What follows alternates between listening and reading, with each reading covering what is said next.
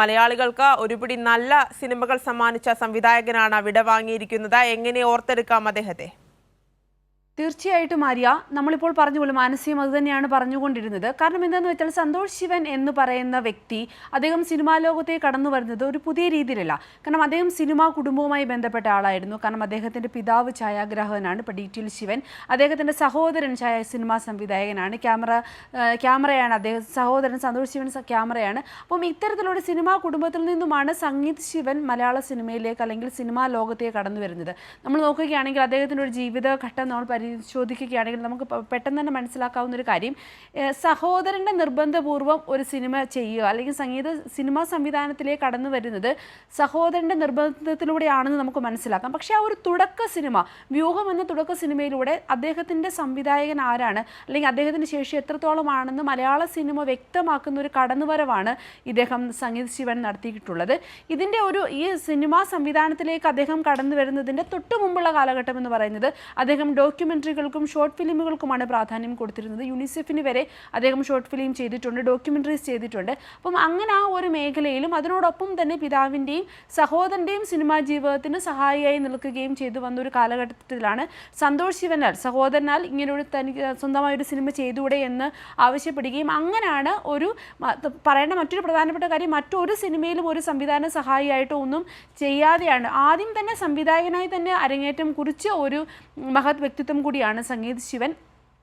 അദ്ദേഹത്തിൻ്റെ ഈ ആദ്യ സിനിമ നമ്മൾ പറയുമ്പോൾ എടുത്തു പറയേണ്ട മറ്റൊരു പ്രധാനപ്പെട്ട കാര്യം, ഈ വ്യൂഹം എന്ന സിനിമ എടുക്കുകയാണെങ്കിൽ തുടക്കക്കാരനാണ് എന്നതിൻ്റെ ഒരു ബോധം, അതിനോടൊപ്പം തന്നെ തൻ്റേതായ ഒരു ശൈലി ആദ്യ സിനിമയിൽ തന്നെ മലയാളത്തിലേക്ക് കൊണ്ടുവരിക എന്നത് കാണിച്ചു തന്നൊരു സിനിമ കൂടിയാണ് വ്യൂഹം. നമുക്കറിയാം ഇപ്പോൾ കാലാതീതമായി പലപ്പോഴും ഈ സിനിമ പഠിക്കുന്ന ആളുകൾ അവർ കൂടി പരിശോധിക്കുകയും പഠനത്തിന് കാരണമാക്കുകയും പ്രമേയമാക്കുകയും ചെയ്ത ഒരു സിനിമയാണ് വ്യൂഹം. അതിൽ രഘുവരൻ, സുകുമാരൻ തുടങ്ങിയ ലെജൻഡായിട്ടുള്ള രണ്ട് ആക്ടേഴ്സിനെ വെച്ചിട്ടാണ് ആ സിനിമ അദ്ദേഹം ചെയ്തത്.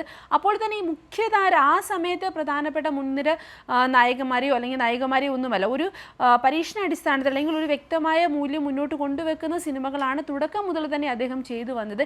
അങ്ങനെ വ്യൂഹത്തിലൂടെ തുടങ്ങിയ അദ്ദേഹത്തിൻ്റെ സിനിമയുടെ ഘട്ടം രണ്ടാമത്തെ സിനിമ എന്ന് പറയുന്നത് അതിൽ നിന്നും വ്യൂഹത്തിൽ നിന്നും അത്ര കണ്ട് വ്യത്യസ്തമായ മറ്റൊരു പ്രമേയം, യോധ എന്ന് പറയുന്ന ഒരു സിനിമയിലൂടെ മറ്റൊരു തലത്തിലേക്ക് മലയാള സിനിമയെ കൊണ്ടുപോവുകയാണ് സംഗീത് ശിവൻ എന്ന സംവിധായകൻ ചെയ്തത്. ഇപ്പം നമുക്കറിയാം, മാനസി നമ്മളോട് പറഞ്ഞിരുന്നു, ഈ യോധ എന്ന സിനിമ മലയാള സിനിമയിലെ ഏതൊരു കാലഘട്ടത്തിലും ഏതൊരാൾക്കും ഇന്നും എപ്പോഴും ആസ്വദിക്കാൻ പറ്റുന്ന എല്ലാ തലത്തിലും അവിടുത്തെ ഓരോ ക്യാരക്ടേഴ്സിനെയും അത്ര കണ്ട് പഠിച്ച് നമുക്ക് മനസ്സിലാക്കി നമ്മുടെ മനസ്സിലേക്ക് ഇപ്പോഴും നിലനിൽക്കുന്ന ഒരു സിനിമയായിട്ടാണ് യോധ നമ്മൾ കാണുന്നത്. അങ്ങനൊരു സിനിമ നമുക്ക് തൻ്റെ കരിയറിലെ രണ്ടാമത്തെ ചിത്രമായി യോധ തന്നെ അത്തരത്തിൽ കാലാതീതമായി മലയാളികൾക്കിടയിൽ നിറഞ്ഞു നിൽക്കുന്ന ഒരു സിനിമ നമുക്ക് സമ്മാനിച്ചാണ് അദ്ദേഹം കടന്നു പോകുന്നത്. ഇപ്പോൾ പറയുകയാണെങ്കിൽ അത്ര വലിയ ഒരു നീണ്ട ലിസ്റ്റോ ചെയ്ത സിനിമകളുടെ ഒരു എണ്ണം എടുക്കുകയാണെങ്കിൽ വളരെ കുറച്ചേ ഉള്ളൂ. പക്ഷേ ചെയ്ത സിനിമകളെല്ലാം തന്നെ അത് ഏത് ഭാഷയിലാണെങ്കിലും മലയാളത്തിലാണെങ്കിലും ഹിന്ദിയിലാണെങ്കിലും അത് കൃത്യമായ രീതിയിൽ ആ ഒരു ഇടം ആ സിനിമാ ലോകത്ത് നേടിക്കൊടുക്കുന്ന രീതിയിൽ തന്നെയാണ് അദ്ദേഹം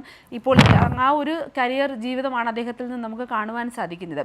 ഈ ഒരു അദ്ദേഹത്തിൻ്റെ സിനിമാ കാലഘട്ടം അല്ലെങ്കിൽ ആ ഒരു സിനിമാ ജീവിതം, അദ്ദേഹം എടുത്തിട്ടുള്ള പ്രമേയം, അതെല്ലാം തന്നെ അദ്ദേഹത്തിൻ്റെ സഹോദരൻ്റെ സഹോദരൻ്റെ കയ്യൊപ്പൂടി ഉണ്ടെന്ന് നമുക്ക് പറയാം. കാരണം സംഗീത് ശിവൻ്റെ സിനിമകൾക്കെല്ലാം തന്നെ ക്യാമറ ചലിപ്പിച്ചിരിക്കുന്ന സഹോദരനായിരുന്നു. അപ്പം ഈ ഒരു കൃത്യമായ തൻ്റെ അണിയറ പ്രവർത്തകർ ആരൊക്കെയാണെങ്കിലും ഒരു മാറ്റവുമില്ലാതെ ഒരു ടീമിനോടൊപ്പം സിനിമ കൊണ്ടുപോകുവാനും ആ സിനിമയിലൂടെ തൻ്റേതായ ഒരു ഇടം മലയാള സിനിമയ്ക്ക് നൽകുവാനും കഴിയുന്ന അല്ലെങ്കിൽ അതിനുവേണ്ടി ശ്രമിച്ചുകൊണ്ടിരുന്ന ഒരു സംവിധായകനെയാണ് ഇപ്പോൾ മലയാള സിനിമയ്ക്ക് നഷ്ടമായി കൊണ്ടിരിക്കുന്നത്.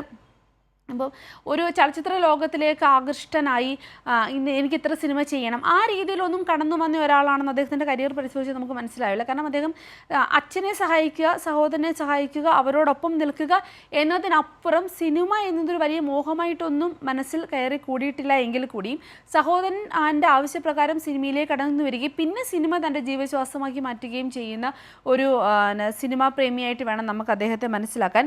ഒരു കാലത്ത് അദ്ദേഹം ചെയ്തിരുന്ന ഡോക്യുമെൻ്ററികളിലും നമുക്കിതേ ഒരു സിനിമയിൽ അദ്ദേഹം എന്തൊക്കെയാണോ പ്രാധാന്യം കൊടുത്തിരുന്നത് അതുപോലെ തന്നെയുള്ള ഡെപ്തായിട്ടുള്ള ആഴത്തിലുള്ള ഡോക്യുമെൻ്ററീസും ഷോർട്ട് ഫിലിംസുമാണ് അദ്ദേഹം ചെയ്തുകൊണ്ടിരുന്നത്. യുനിസെഫിനായും ഫിലിം ഡിവിഷനായും ഒട്ടേറെ ഡോക്യുമെൻ്ററികൾ അദ്ദേഹം ചെയ്തിട്ടുണ്ട്. ആ ഡോക്യുമെൻ്ററികളെല്ലാം തന്നെ ആ ഓരോ വിഷയാടിസ്ഥാനമായി ചെയ്യുകയും ആ ഒരു മേഖലയിൽ തൻ്റേതായ സ്ഥാനം ഇപ്പോഴും നിലനിർത്തുകയും ചെയ്തിരിക്കുന്ന ഡോക്യുമെൻ്ററികളാണ് സംഗീത് ശിവനിലൂടെ ആ ഒരു മേഖലയ്ക്കും ലഭിച്ചിട്ടുള്ളത്.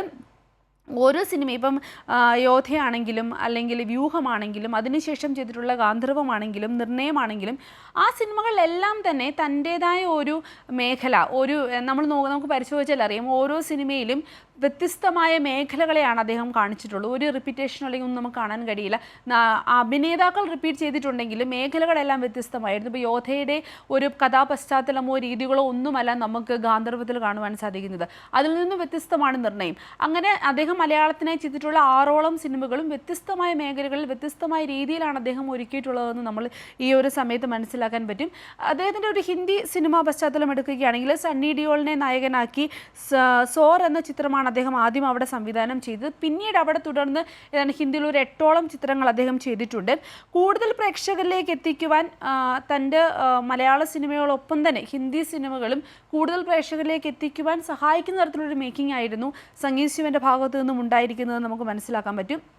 അങ്ങനെ ഓരോ ഭാഷ ഏതാണെങ്കിലും ഹിന്ദി ആണെങ്കിലും മലയാളമാണെങ്കിലും ചെയ്ത ചിത്രങ്ങളെല്ലാം തന്നെ എടുക്കുകയാണെങ്കിൽ വലിയ എണ്ണമില്ല. പക്ഷേ ചെയ്ത് വിരലെണ്ണാവുന്ന ചിത്രങ്ങൾ തന്നെ തൻ്റെ കരിയറിലെ ഏറ്റവും ബെസ്റ്റ് എന്ന് പറയാൻ പറ്റുന്നത് നമുക്ക് സമ്മാനിച്ചിട്ടാണ് സംഗീത് ശിവൻ എന്ന സംവിധായകൻ ഇപ്പോൾ കടന്നു പോകുന്നത്.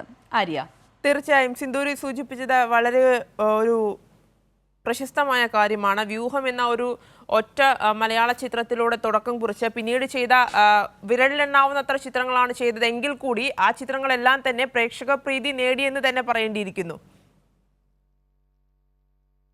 അതെ സിന്ദൂരി, ഹിന്ദിയിലേക്ക് പോവുകയാണെങ്കിൽ ഹിന്ദിയിലും ഇത്തരത്തിൽ സോർ എന്ന സിനിമയിലൂടെ തുടക്കം കുറിച്ച് പിന്നീട് അനവധി അല്ലെങ്കിൽ കൂടെ കുറച്ച് സിനിമകൾ അദ്ദേഹം സംവിധാനം ചെയ്തിട്ടുണ്ട്. അതിലേക്ക് കൂടെ പോവുകയാണെങ്കിൽ അതെ ആര്യ, നമ്മൾ പറഞ്ഞ പോലെ തന്നെ ഹിന്ദിയിൽ ഏതാണ്ട് ഒരു 8ഓളം ചിത്രങ്ങളാണ് സംഗീത് ശിവൻ ചെയ്തിട്ടുള്ളത്. ആ 8 ചിത്രങ്ങളും അദ്ദേഹത്തിൻ്റെ ഒരു മേക്കിംഗ് രീതി നമുക്ക് പരിശോധിക്കുകയാണെങ്കിൽ ഞാൻ ആദ്യമേ പറഞ്ഞിരുന്നു, മലയാളത്തിൽ നമുക്ക് അദ്ദേഹത്തിൻ്റെ സിനിമകൾ എന്ന് പറഞ്ഞെടുക്കാൻ പറ്റുന്ന ഓരോ സിനിമയുടെയും പശ്ചാത്തലം വ്യത്യസ്തമായിരുന്നു.